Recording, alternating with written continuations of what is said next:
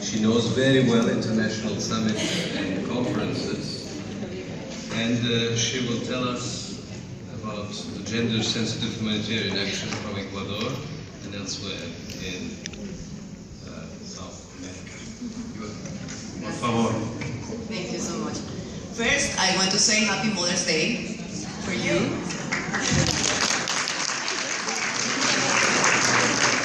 I'm sorry we are speaking in Spanish. Hope you can follow my ideas.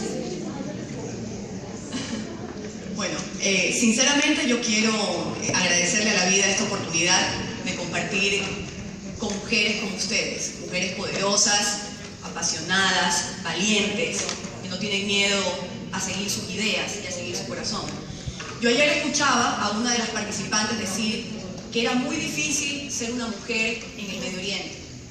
Y yo quiero decirle que también es muy difícil ser una mujer, en este caso política, en la región de donde vengo, en América Latina, en mi país, en Ecuador, donde también, a pesar que hay una legislación que nos protege, que nos ampara, que nos brinda empoderamiento a las mujeres, existen todavía cargas culturales muy fuertes, inequidades sociales, falta de acceso a la educación que tenemos que vencer y que tenemos que combatir todos los días. Y es por eso que a manera de testimonio quiero decirles que yo elegí ser abogada y elegí ser política porque yo no quiero ser una mujer que esté en la zona de confort. Yo no quiero ser una mujer que diga, es un problema ya lejos, en Nigeria, en la India. Cuando una mujer sufre en el Ecuador, en la India, en Argentina, en cualquier lugar del mundo, es mi problema, es nuestro problema. Y es allí que me decidí a luchar y a asumir los riesgos, a desafiar los estereotipos, los prejuicios. Yo quiero ser parte de ese grupo de mujeres que sé que está aquí en esta sala, que luchamos por la igualdad de las oportunidades, y por el respeto a nuestros derechos. Quiero comentarles que hace un par de semanas estuve en Buenos Aires en un foro de derecho penal y al preguntarle a un prestigioso jurista, comentábamos sobre diversos tipos penales y sobre la realidad de las cárceles. Y un poco filosofando le decíamos, ¿qué es la realidad, profesor? ¿Qué es la realidad?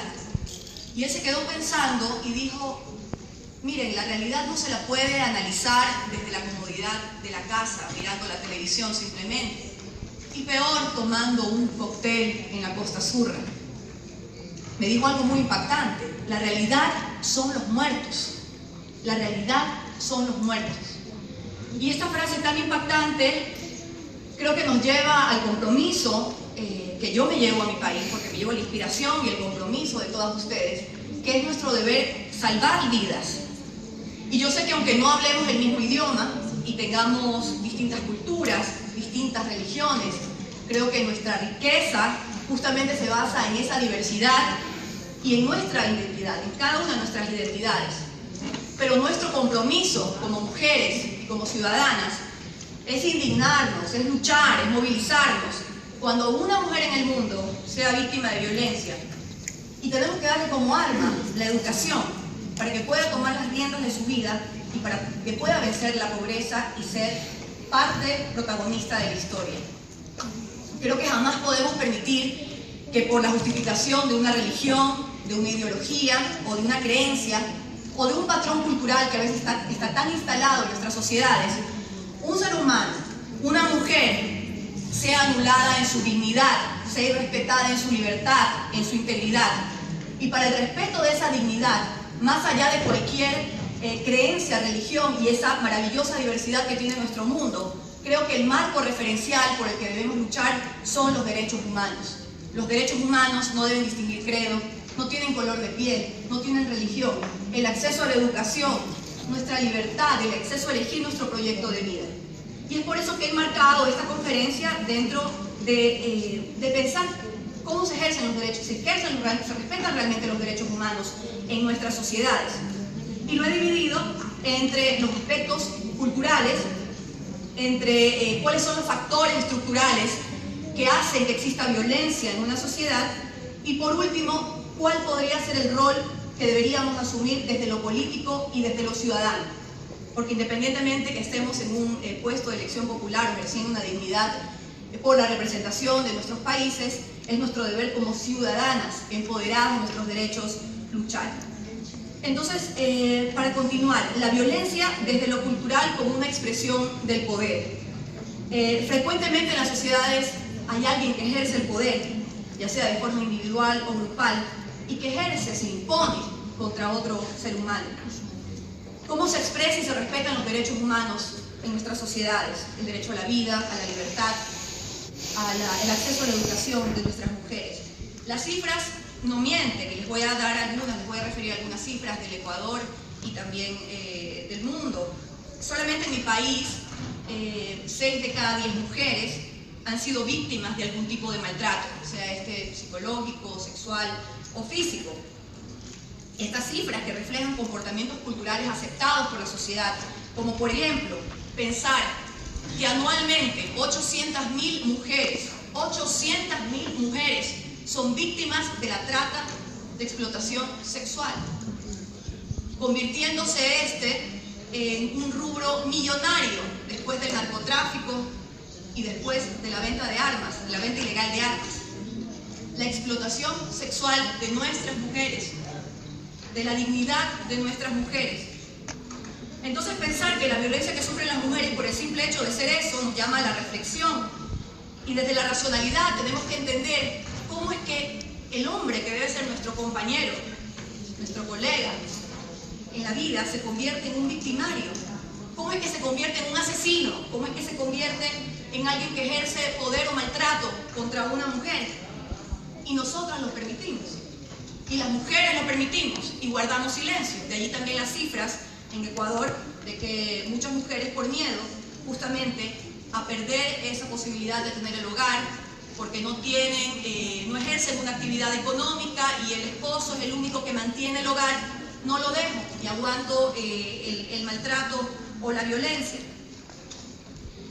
También pensar cuáles son los elementos que facilitan la violencia de género en las sociedades, y yo he identificado 3 elementos estructurales que no podemos dejar de un lado. En primer lugar está sin duda la pobreza, y la pobreza entendiéndose como la falta de oportunidades, la falta de educación, la falta de acceso a un empleo, esto que les comentaba, la posibilidad de perder el hogar y el apoyo económico del marido o del acompañante o del esposo, que le hace perder autonomía a las mujeres. En segundo lugar, también debo decir, en América Latina ha sido un problema constante lo que debería ser el derecho a transitar libremente, que es un derecho nuestro a la migración, a movilizarnos a cualquier país del mundo con todas las facilidades.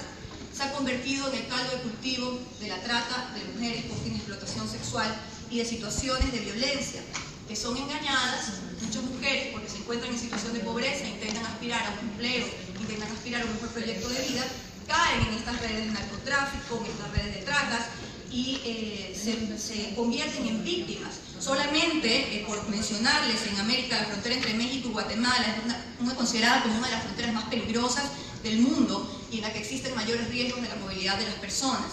En ese sentido, yo quiero invitar, como aquí hay parlamentarias, activistas, a que hagamos redes, hagamos grupos, hagamos esfuerzos para que no se criminalicen a las víctimas del tráfico ilícito de migrantes, para que reciban asistencia sanitaria, para que reciban acceso a la salud y por supuesto para que se castigue con todo el rigor de la ley a quienes utilizan a seres humanos, a quienes juegan con la dignidad de seres humanos y a quienes los lastiman.